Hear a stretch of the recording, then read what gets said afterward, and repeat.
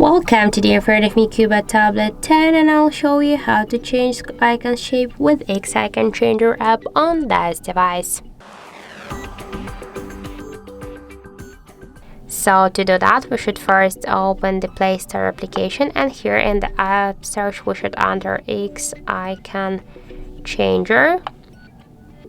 And now we should get this application. That's why just tap to install and wait a couple of seconds while this application downloading and then installing on your device.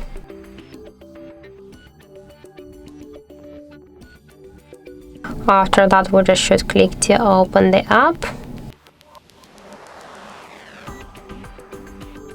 And now we can see all the available applications on our tablet, and just to change the icon, for example, of on icon, click here. We can rename this icon or the app if you want. I don't want to do that.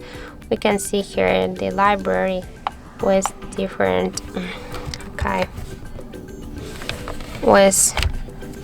icons here, so we can check all of them.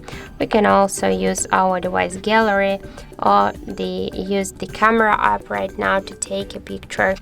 And for example, I'll go with these library icons. For example, I'll use this one. Then just to apply this icon, you should click to OK on the right upper corner here.